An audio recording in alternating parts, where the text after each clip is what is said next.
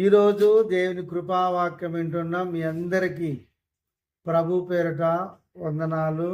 దేవుడు మిమ్మలను మీ పిల్లలను మీరు చేస్తున్న పని అంతటిని మీరు చేస్తున్న కార్యములను దేవుడు బాగా దీవించునుగాక. ఆమేన్. పరిశుద్ధ బైబిల్లో నుండి మనం ఒక వచనాన్ని చదువుకుందాము. 1 యోహాను పత్రిక 4వ అధ్యాయము 10వ వచనాన్ని చదువుకుందాం. మనము దేవుని ప్రేమించితిమని కాదు, తానే మనల్ని ప్రేమించి మన పాపములకు ప్రాయశ్చిత్తము పొందుటకు తన కుమారుని పంపెను. ఇందులో ప్రేమ ఉన్నది.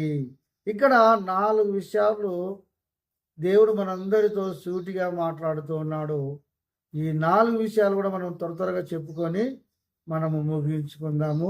ఆసక్తిగా మీరు వాక్యాన్ని వినండి. మొదటి మాట మనం జ్ఞాపకం చేసుకున్నట్టయితే, మనము దేవుని ప్రేమించితిమని కాదు. మనము దేవుని ప్రేమించితిమని కాదు. చాలామంది అనుకోవచ్చు, నేనే దేవుని ప్రేమిస్తున్నా,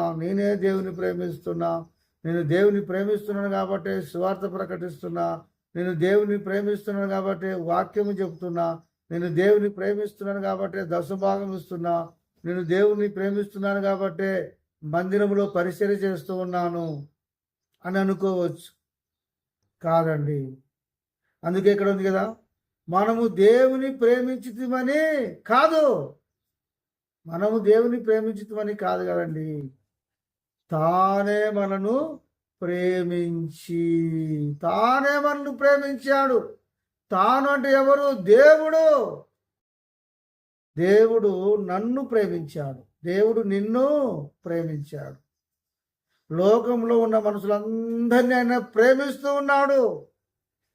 ఈ వాక్యం వింటున్న నిన్ను కూడా దేవుడు ప్రేమిస్తూ ఉన్నాడు. నీ కుటుంబాన్ని కూడా దేవుడు ప్రేమిస్తూ ప్రేమిస్తున్నాడు కనుకనే ఈరోజు నువ్వు సజీవ లెక్కలో ఉన్నావు, దేవుని యొక్క వాక్యం వింటూ ఉన్నావు. తానే మనల్ని ప్రేమిస్తూ ఉన్నాడు. ప్రేమ జీవులారా, తానే మనను ప్రేమించి, తానే దేవుడే మనల్ని ప్రేమిస్తున్నాడు.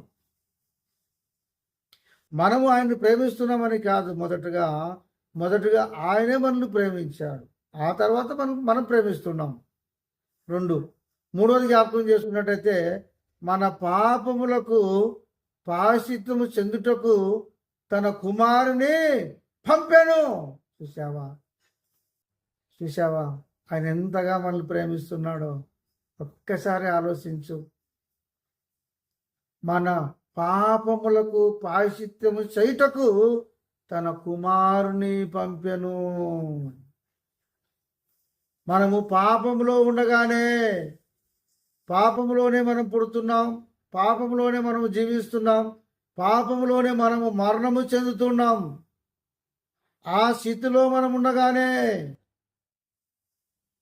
మనము నరకానికి పోకూడదని,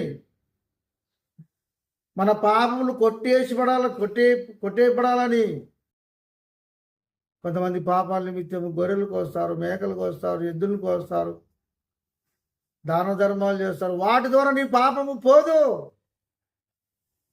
పాపము పోవాలంటే దేవుని కుమారునే మన పాపము నిమిత్తము తన కుమారుని పంపెను. లోక పాపములు మోసుకొని పోవు, దేవుని గొర్రె పిల్లవలే లోకానికి వచ్చాడు.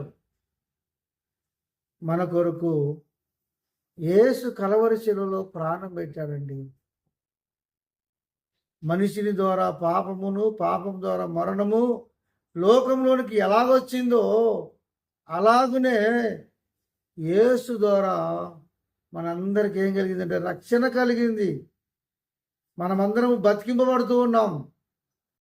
ప్రభువా నువ్వు దేవుడవు అని ఒప్పుకుంటే చాలు, ప్రభువా నా పాపములు క్షమించు తండ్రి అని ఒప్పుకుంటే చాలు, ప్రభువా నా కొరకే మరణించి సమాధి చేయబడి తిరిగి లేచావని నీ హృదయం విశ్వాసం ఉంచితే చాలు, నువ్వు రక్షింపబడతావు.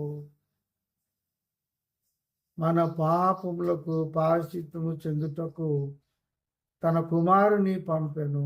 3, 4వది జ్ఞాపకం చేసుకున్నట్టయితే, ఇందులో ప్రేమ ఉన్నది.